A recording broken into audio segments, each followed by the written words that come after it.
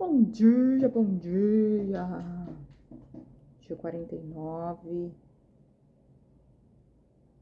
Você tá animado pra chegar nos 50? Eu vou chegar no 50º dia. Passa rápido, né?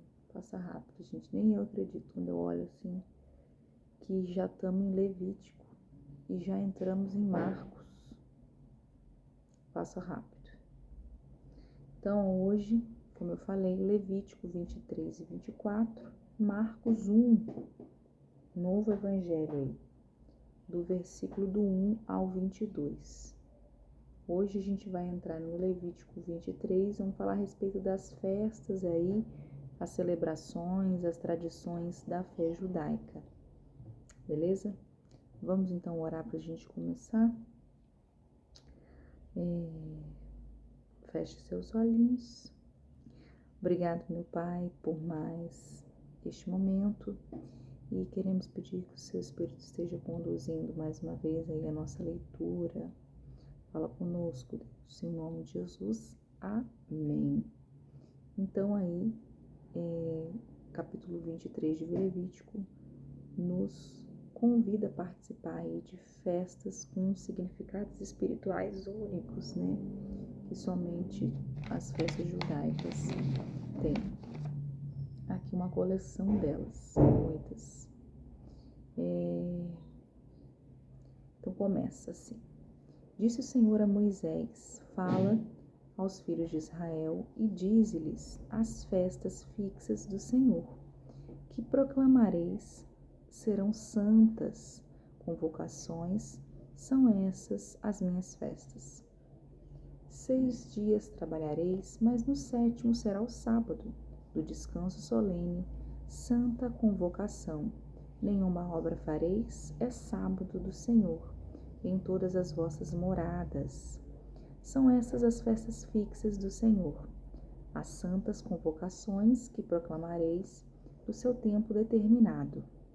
No 1º mês, aos 14 dias do crepúsculo da tarde, é a Páscoa. Então, primeiro, as observâncias aí das festas, mas ele lembra aí que um dia é do Senhor, independente das festas. E aí ele vai falar da Páscoa e dos pães, a festa dos pães asmos.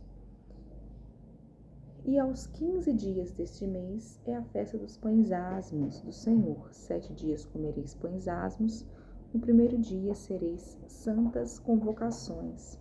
Nenhuma obra servil fareis, mas 7 dias oferecereis oferta queimada ao Senhor. No 7º dia haverá santa convocação, nenhuma obra servil fareis. Lembrando a primeira Páscoa, né? Então, eles deveriam ali, durante 7 dias, festa dos pães asmos, para mim, praticamente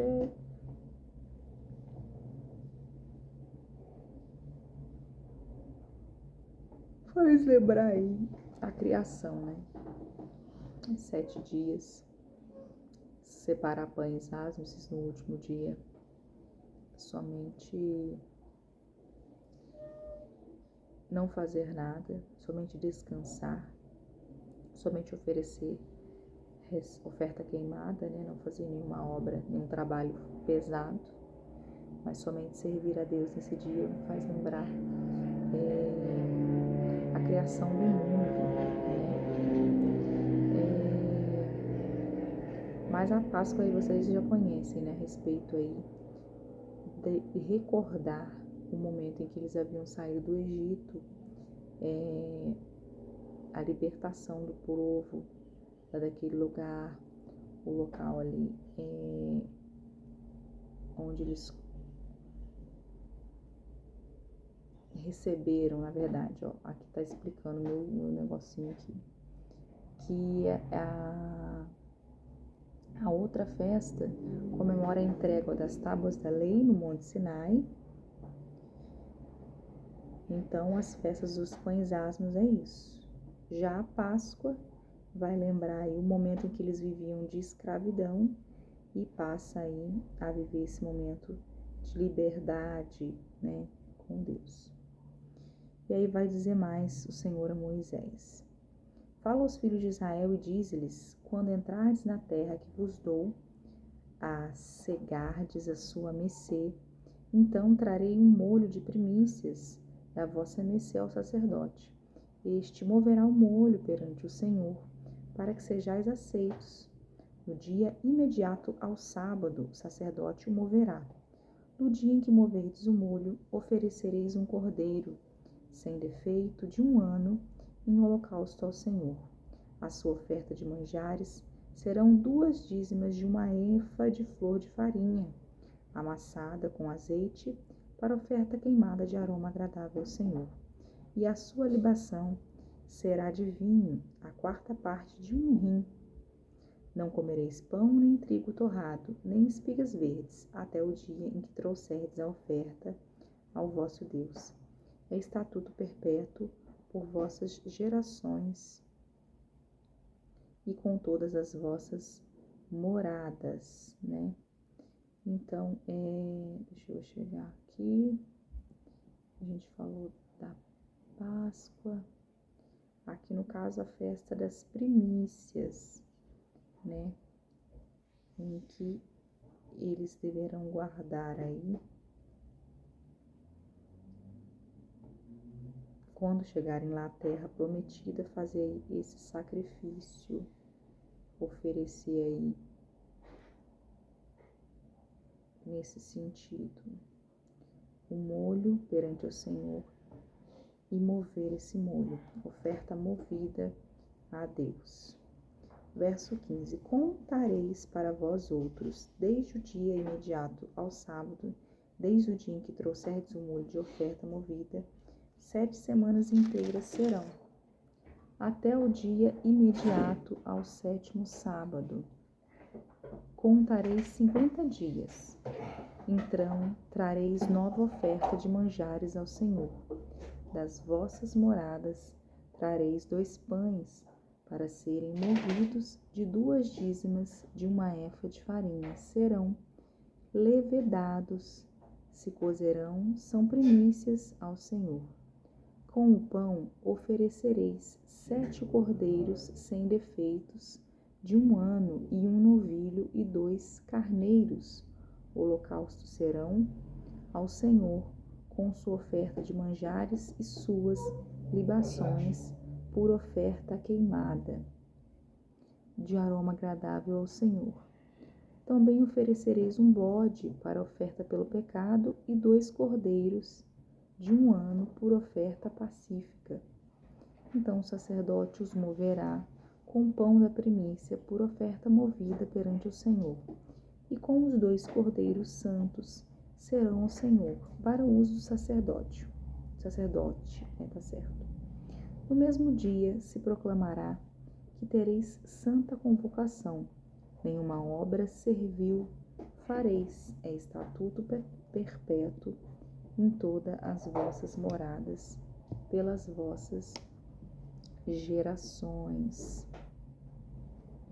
Agora do 15 ao 22, a gente viu aí a festa de Pentecostes, marcando aí o momento aí nos que os seguidores... Ai, gente.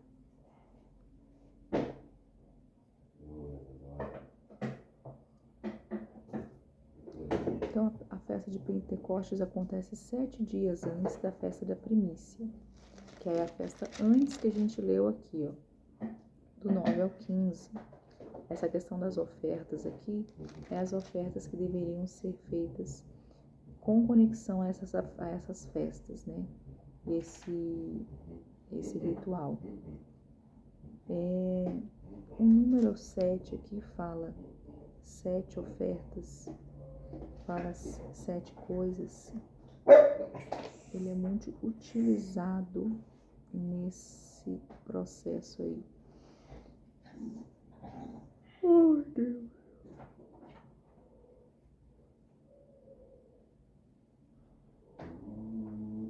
Deixa eu ver se tá certo esse aqui.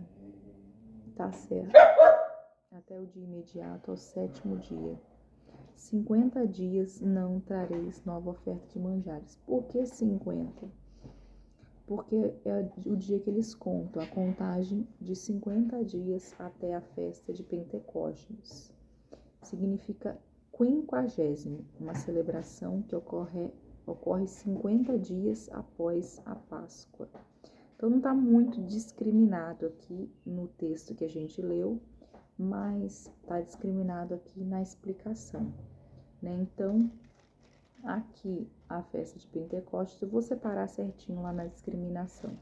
Aqui só vai falar a respeito do que deveria ser oferecido, mas aqui a gente tem 3 festas diferentes sendo abordadas aqui nesses versículos.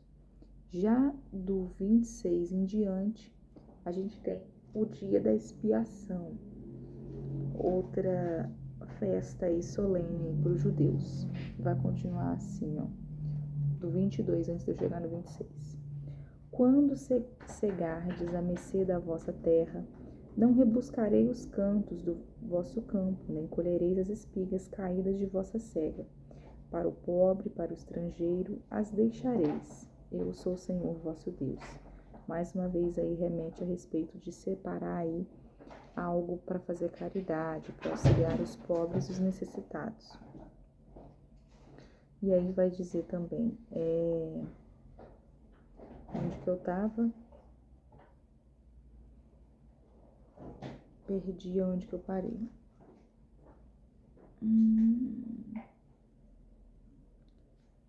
Onde que eu acabei de falar da oferta, gente?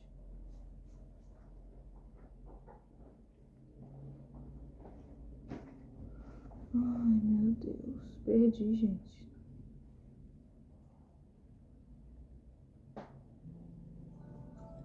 Oito horas. Perdi. Vou ler de novo. Não sei onde eu tava.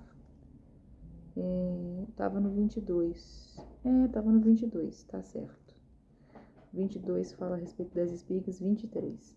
Disse mais o Senhor a Moisés: Fala aos filhos de Israel, dizendo: No mês 7º do primeiro do mês tereis descanso solene, memorial com sonidos de trombetas, santa convocação. Nenhuma obra servil fareis, mas trareis oferta queimada ao Senhor. Disse mais o Senhor a Moisés: Mas aos 10 desse mês, 7º será o dia da expiação. Sereis santa convocação e afligireis a vossa alma. Trareis oferta queimada ao Senhor. Neste mesmo dia, nenhuma obra fareis, porque é o dia, aí sim, aqui está escrito, dia da expiação, por causa da festa da expiação, né? Esse está escrito, perante o Senhor vosso Deus, porque toda alma que nesse dia se não afligir, será eliminada do seu povo. Então, expiação por conta da expiação dos pecados, né? Uma festa para lembrar que é necessário você fazer a oferta de expiação de pecados. Quem nesse dia fizer alguma obra, e esse eu destruirei do meio do vosso povo. Então, é para nesse dia descansar e não fazer nada, nada. Nenhuma obra fareis, é estatuto perpétuo pelas vossas gerações, em todas as vossas moradas. Sábado de descanso solene vos será. Então afligireis a vossa alma, e aos 9 do mês, de uma tarde, a outra tarde, celebrareis o vosso sábado. Então, das 9 do mês até as outras 9, será esse sábado santo, separado para o Senhor. 33. Disse mais o Senhor a Moisés: Fala aos filhos de Israel, dizendo: Aos 15 dias desse mês 7º, será a festa do tabernáculo ao Senhor, por 7 dias. Ao primeiro dia haverá santa convocação, nenhuma obra servil fareis. Aí agora a gente está falando sobre a festa do tabernáculo, tá? Só para você saber. Esse também está discriminado ali em cima. Deixa eu caber minha caneta.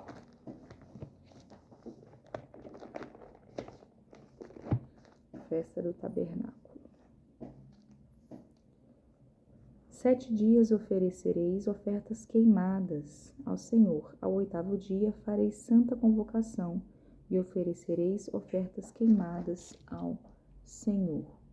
Então, a festa do tabernáculo aí era uma festa em que era marcada pela construção temporária de cabanas ou tendas chamadas Sucote em hebraico. Esta festa é uma das festas mais alegres até hoje. Tem o propósito de lembrar o povo da fidelidade de Deus durante a sua jornada no deserto. Então essa é a festa do tabernáculo, porque lembra como Deus guardou aquelas pessoas naquele período. 7 dias oferecereis ofertas queimadas ao Senhor. No dia 8º sereis santa convocação e ofereis ofertas queimadas ao Senhor. É reunião solene, segundo obra servil fareis. São estas as festas fixas do Senhor, que proclamareis para santas convocações, para oferecer ao Senhor oferta queimada, holocausto e oferta de manjares, sacrifício e libações, cada qual com seu dia próprio.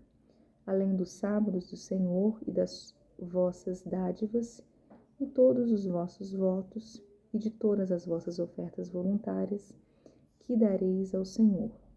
Porém, aos 15 dias do mês 7º, quando tiverdes recolhido os produtos da terra, celebrareis a festa ao Senhor. Aqui já é outra.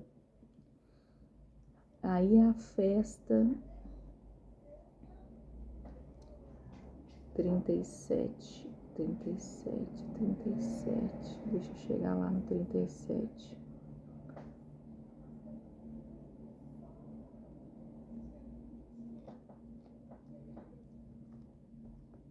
Além dos sábados do Senhor, das vossas dádivas e de todos os vossos e de todas as vossas ofertas voluntárias que dareis ao Senhor.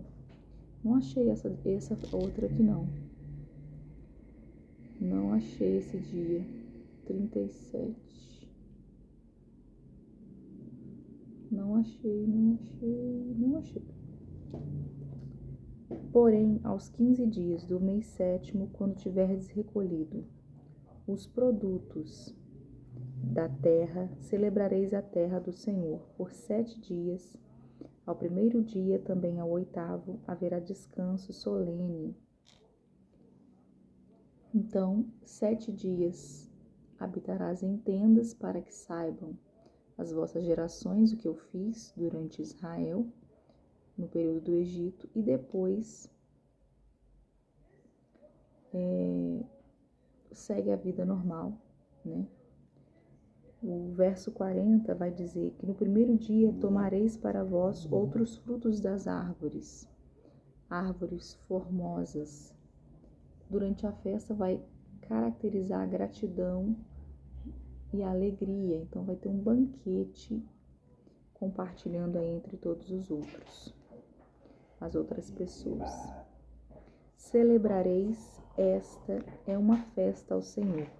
Por 7 dias, cada ano, é estatuto perpétuo, pelas vossas gerações, do mês 7º, a celebrareis. 7 dias habitareis em tendas de ramosos, todos os naturais de Israel habitarão em tendas, para que saibam as vossas gerações que eu fiz habitar os filhos de Israel em tendas. Quando eu tirei da terra do Egito, eu sou o Senhor vosso Deus.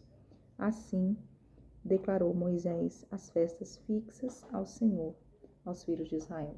Só um pouquinho que eu vou organizar essas festas aqui. Então, bora lá.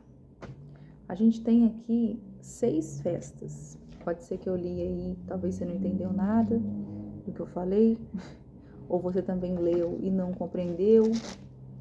E no final eu terminei aqui, li um monte de coisa e falei assim, só compreendo bem a Páscoa, né? E já que a gente está fazendo um vídeo, vamos explicar aí como funciona. A Páscoa, então, é o início do calendário bíblico de Israel. Ela delimita as datas de todas as outras festas, né? É a primeira aí.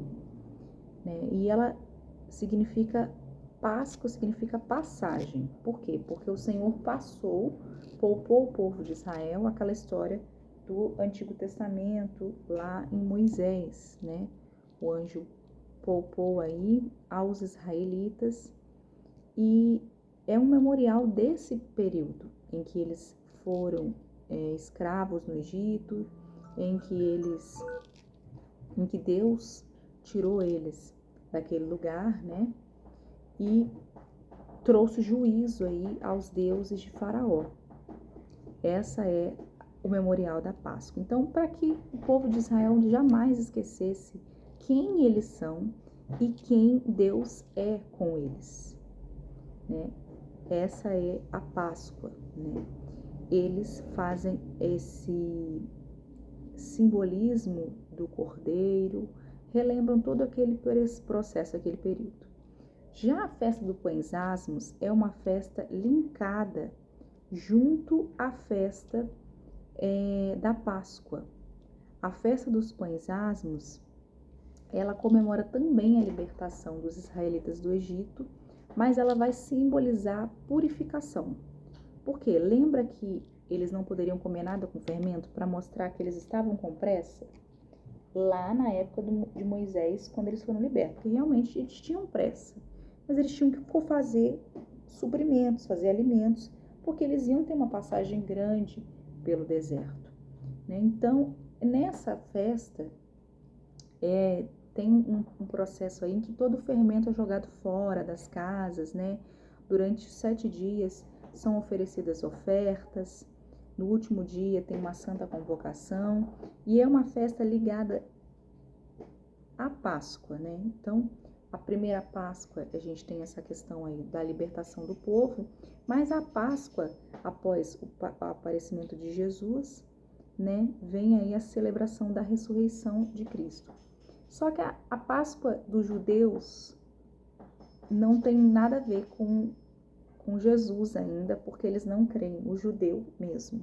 Eles não creem que Jesus é o Messias, que Jesus é o Cristo. O judeu ainda espera o Cristo deles.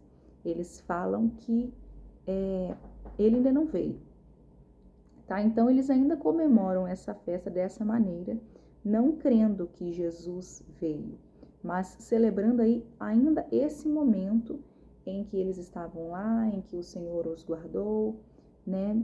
Ali é mais para representar a comunidade, a união ali entre eles, unidade, né? Reforçar a coletividade daquelas pessoas, né?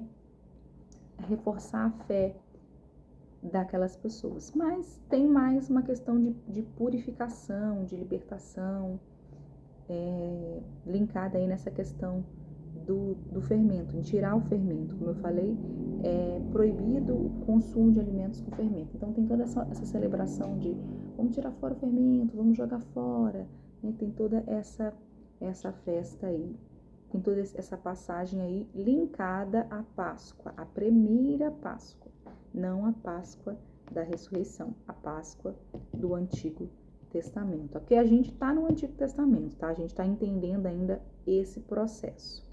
Depois a gente tem a festa das primícias, ou também conhecida como festa da colheita. Então essa festa, ela é marcada o início da colheita da cevada que é a cerveja de nós hoje, né? Então ela mostra gratidão Senhor, pelos grãos que nós colhemos, pela colheita farta que nós tivemos, né? Essa segunda festa aí que a gente vê aí na passagem do 9 até ao 14. A gente viu os pães asmos ali, ó, do 5 ao 6, do 23, e do 9 ao 14, a festa das primícias. Então é uma festa aí que no significado judaico chama Bukikurim, que significa primeiro de tudo. Então é oferecido ali os primeiros frutos, né, a Deus. O sacerdote ali, os judeus, eles trazem um molho de primícias das colheitas, né, ao sacerdote, né, na verdade a pessoa traz ao sacerdote, e o sacerdote move aí esse molho perante ao Senhor, prepara um cordeiro sem defeito e oferece ao Senhor. Então, essa é a festa das primícias, agradecendo pela colheita, por tudo que eles conseguiram nesse período. Aí, depois da festa das primícias, nós temos a festa de Pentecostes. Então, dessas 6 festas aqui, nós temos 3 principais. Eu falo no final, melhor. Então, a gente passou pela Páscoa, a festa dos pães asmos, também linkada à Páscoa aí, com questão da libertação e tirar o fermento.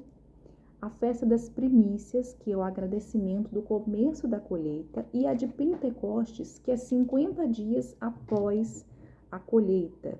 Então, é um agradecimento pela colheita, deu tudo certo, mas também é linkada aqui a chegada da Torá.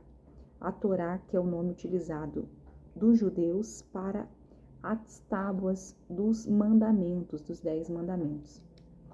Então, é o agradecimento pelo recebimento aí dessas tábuas, essa é uma homenagem a esse dia, que é conhecido como a Torá. Torá, os livros da lei,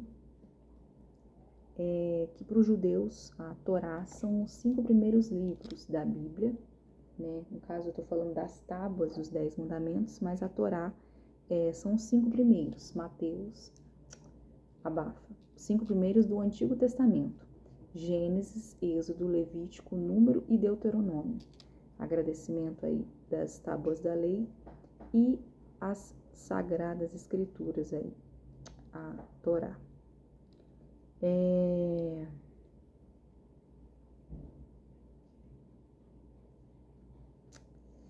Agora a próxima festa, buguei aqui, dia da expiação. Então, o dia da expiação, como a oferta de expiação do pecado, é uma festa em que eles preparam aí o 10º dia do mês.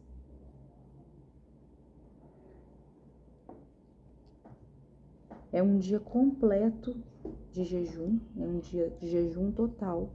Eles tiram esse dia para arrependimento, para orações, para estar aí movendo o coração diante de Deus, né, diante desse jejum.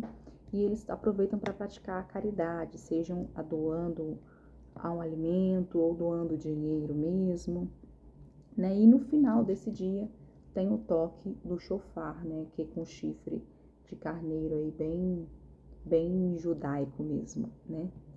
E a última festa, né, é a festa do tabernáculo. Então, também conhecida como festa das cabanas. Então, aí ela remete ao povo judeu também, mas afinal de contas nós estamos falando deles, né? Mas ela vai lembrar o período em que eles estavam ali no deserto, em que eles habitavam ali nas cabanas. É para se lembrar esse dia, né? Ficar durante 7 dias, lembrando, né? Uma festa de 7 dias, que começa no 15º mês do 7º mês, então dia 15 de julho.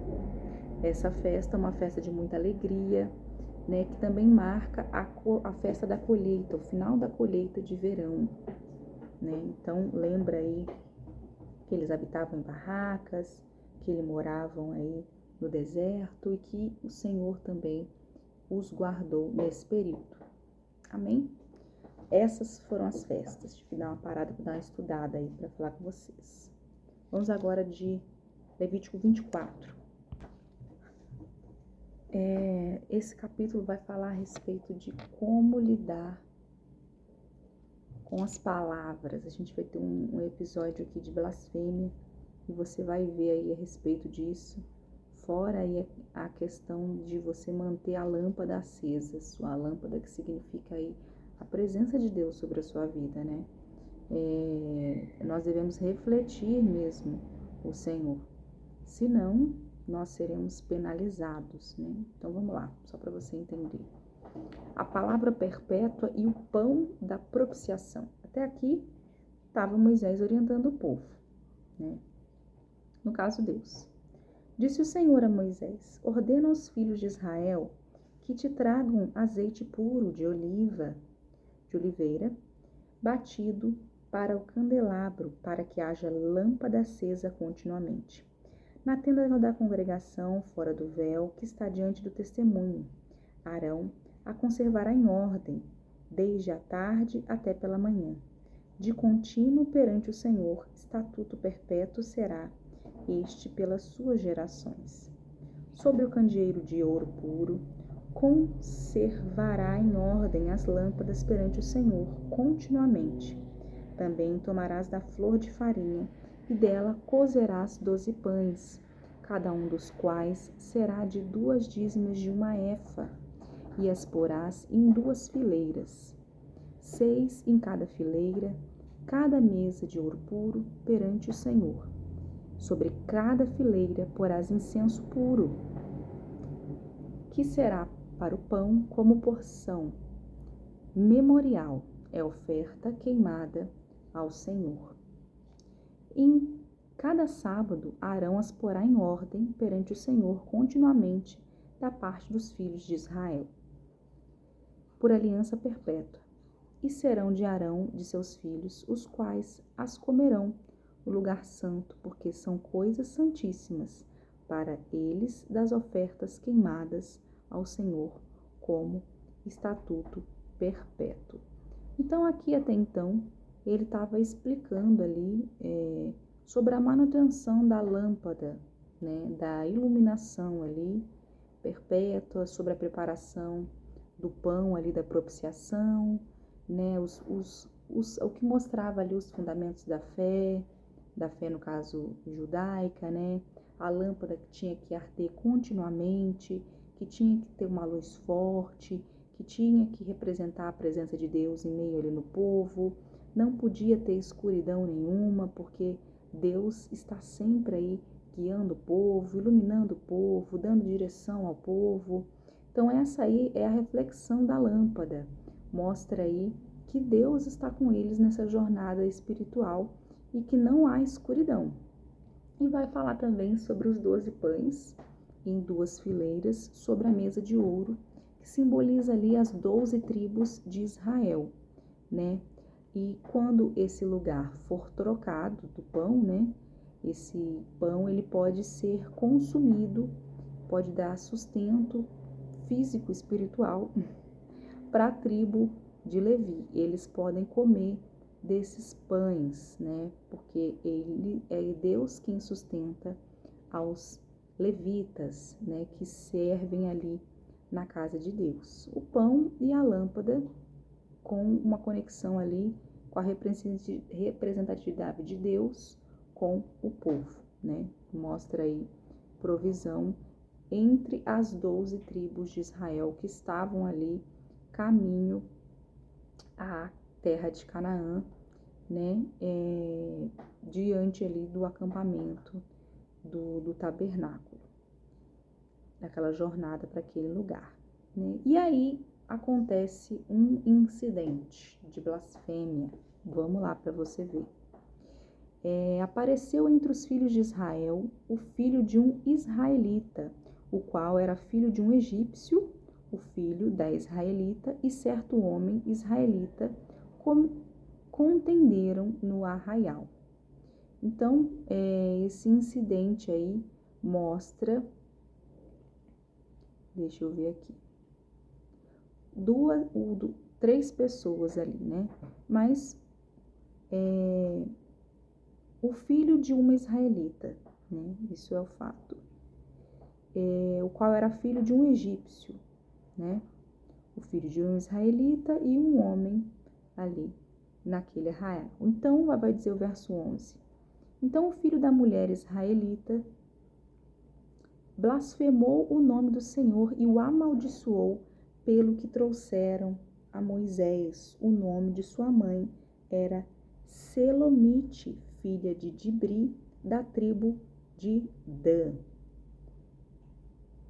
Então, ó, essa pessoa aí, essa criança, esse indivíduo, esse homem, ele blasfemou contra o nome de Deus. E aí veio a trazer diante de Moisés essa pessoa. Vai dizer no verso 12 que o levaram à prisão até que lhes fizessem declarar pela boca do Senhor. Então, até que o Senhor viesse aí a orientar o que fazer com essa pessoa que está blasfemando contra Deus, né? Era de uma gravidade a blasfêmia contra a santidade de Deus e levando em conta que isso aí devia ter uma punição drástica, né? Porque eles tinham a obrigação de preservar a santidade de Deus e a comunhão com o povo.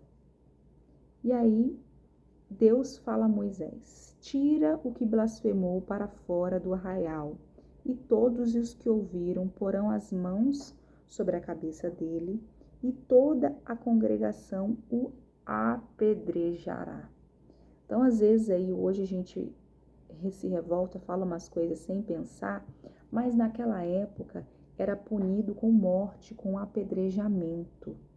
Então eu falo que esse período que a gente vive da graça é melhor do que o da lei, visto que agora também a misericórdia do Senhor, ela nos alcança a cada manhã. Se não fosse por ela, já era as nossas vidas.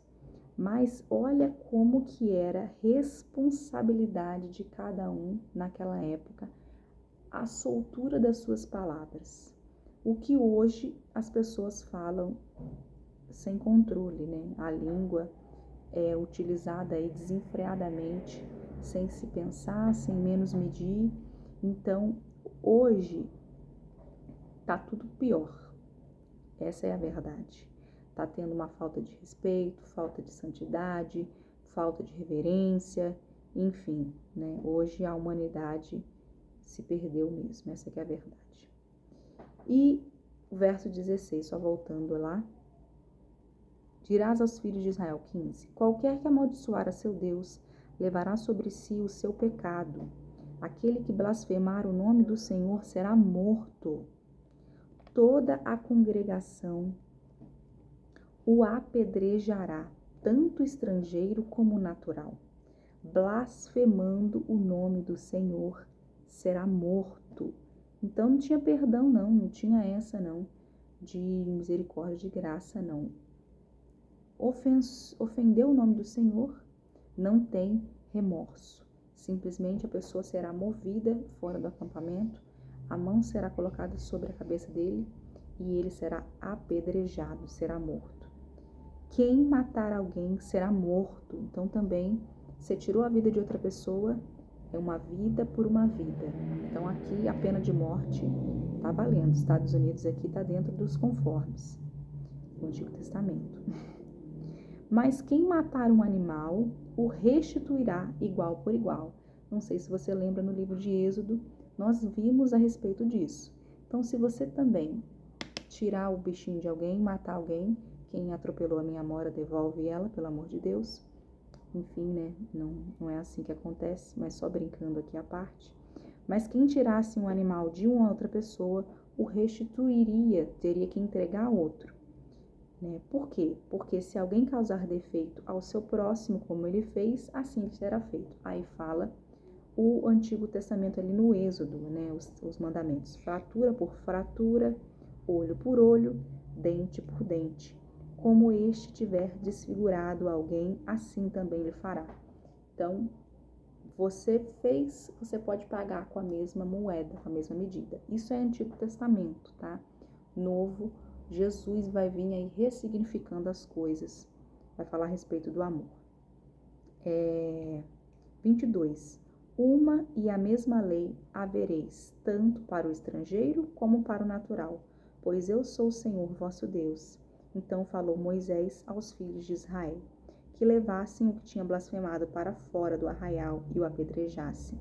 E os filhos de Israel fizeram como o Senhor ordenara a Moisés. Então vê se vigia. Hoje pode ser seu último dia, porque valeu tanta correria, nada.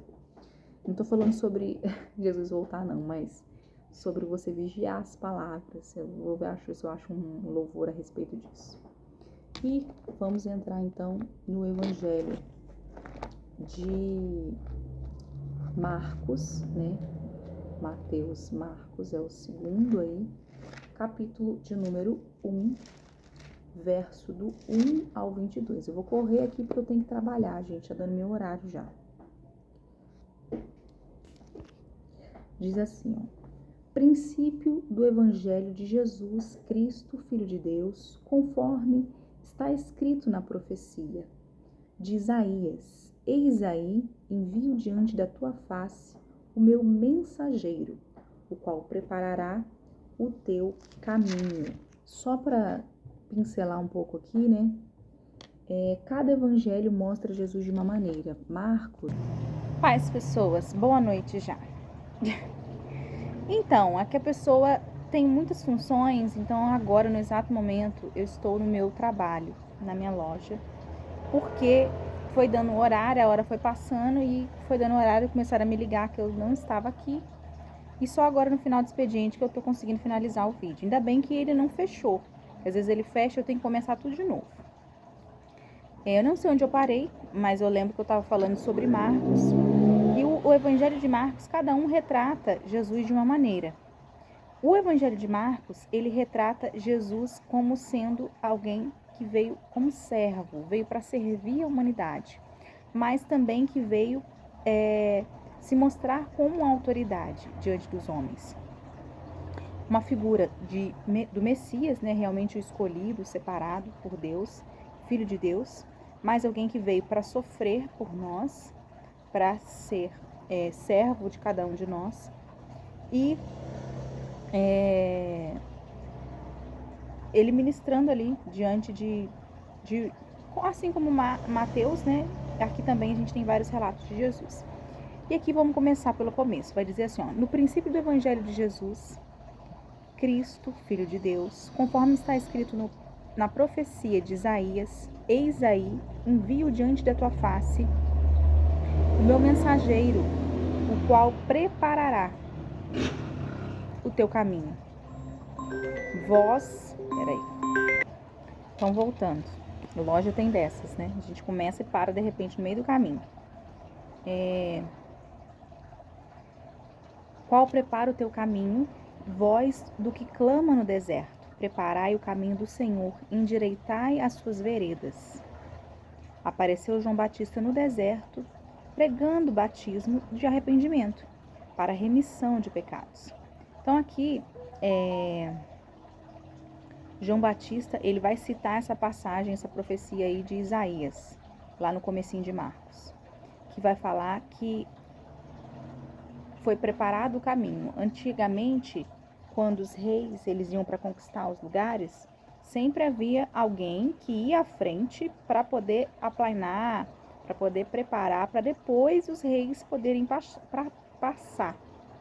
E quem preparou o caminho para que Jesus viesse, a gente pode se dizer assim, foi o próprio João Batista, que preparou aí as estradas, aplanou aí, pregou um pouco aí do batismo de arrependimento, para que depois o Rei dos Reis, Senhor dos Senhores, pudesse aí estar conosco.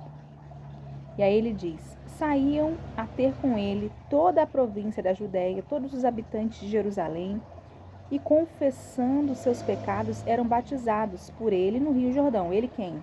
João Batista, né? As vestes de João eram feitas de pelos de camelo. Ele trazia um cinto de couro e se alimentava de gafanhotos e mel silvestre. Ele era bem excêntrico, meio, né, aloha não. Eu esqueci o nome, mas ele era diferenciado. E pregava dizendo, após mim vem aquele que é mais poderoso do que eu, do qual não sou digno de curvar-me, desatar-lhe as correias das sandálias. Eu vos tenho batizado com água. Ele, porém, vos batizará com o Espírito Santo. Então, já dizendo aí que o batismo de Jesus ia ser muito melhor do que o dele. Naqueles dias veio Jesus de Nazaré, da Galileia, e por João foi batizado no Rio Jordão. Logo ao sair da água, viu os céus rasgarem-se e o Espírito descendo como a pomba sobre ele. Então foi ouvida uma voz dos céus: Tu és meu filho amado, em ti me comprazo. E logo o Espírito o impeliu para o deserto, onde permaneceu. Peraí, deixa eu só voltar aqui. Do 9 ao 11, a gente vai ver aí o batismo de Jesus ali no Rio Jordão e o Espírito Santo ali selando e confirmando que ele era o Filho de Deus. Aí, logo em seguida, a gente tem a passagem ali onde Jesus é provado por Satanás, né? Vai dizer: E logo o Espírito o impeliu para o deserto, onde permaneceu 40 dias, sendo tentado por Satanás. Estava com as feras, mas os anjos o serviam. Então, aqui não tem muito detalhes, como eu falei da outra vez, né? Os evangelhos, eles têm essa coisa, né? Cada escritor reflete passagens iguais, mas com mais ou menos detalhes. E aí, no caso, esse é o caso de Marcos. Ele não dá muitos detalhes, como eu falei, é como se fosse um jornal, uma notícia assim, mas rapidamente ele passa de uma cena para outra, e esse jornal aí, esse noticiário aí passa rapidamente de uma ação para um drama, e daí vai, sucessivamente. Aí daqui já, do período no deserto, no Jordão, ele continua, ele diz assim, ó, no 14: Depois de João ter sido preso, foi Jesus para a Galiléia, pregando o evangelho de Deus, dizendo: O tempo está cumprido e o reino de Deus está próximo. Arrependei-vos e crede no evangelho. Caminhando junto ao mar da Galiléia, viu os irmãos Simão e André, que lançavam a rede ao mar, porque eram pescadores. Disse-lhes Jesus: Vinde após mim, e eu vos farei pescadores de homens. Então eles deixaram imediatamente as redes e o seguiram. Pouco mais adiante, viu Tiago, filho de Zebedeu, e João, seu irmão, que estavam no barco, consertando as redes. E logo os chamou, deixando eles no barco a seu pai Zebedeu, com os empregados. Seguiram após Jesus. Então aí vai dizer a passagem. A gente sabe porque a gente viu detalhes lá no Mateus, né? Que o rei Herodes e a sua esposa Herodíades pediram a cabeça de João Batista, né? Junto com Herodíades acho que era filha. Enfim, tô confundindo os nomes. Posso voltar aqui pra gente ter certeza, peraí. Ó, Mateus 14, verso 6. Vai dizer que era o rei Herodes, dançou a filha de Herodias, né? Que foi tentar agradar aí. E aí a menina dançou tão bem que o cara perdeu a cabeça, literalmente. João Batista, Herodes perdeu a cabeça no sentido figurado, mas João Batista acabou perdendo a cabeça no sentido literal, né?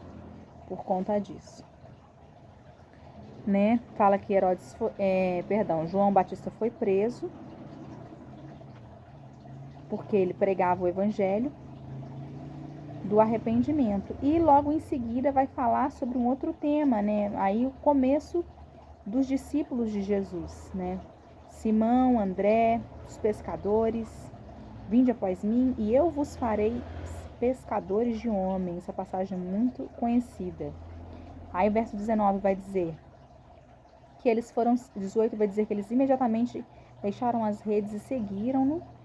E o 18 vai dizer, então eles deixaram, 19, tampouco mais adiante viu Tiago, filho de Zebedeu, a João, seu irmão, que estavam no barco, consertando as redes, e logo os chamou, deixando eles no barco, e seu pai Zebedeu com os empregados seguiram após Jesus. Então Tiago também e João também foram seguir Jesus. Acho que era até o 22. Deixa eu parar de novo. É isso mesmo. 21 vai dizer a cura de um endemoniado. Depois entraram em Cafarnaum e logo, no sábado, ele foi ensinar na sinagoga. maravilhavam-se da sua doutrina, porque os ensinava com quem tem autoridade e não como os escribas. Então, até aí, né? Depois ele ter chamado aí os discípulos, ele vai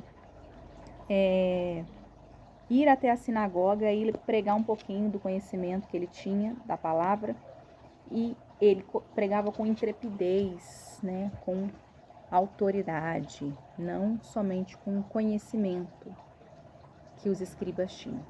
E até aqui. Amém?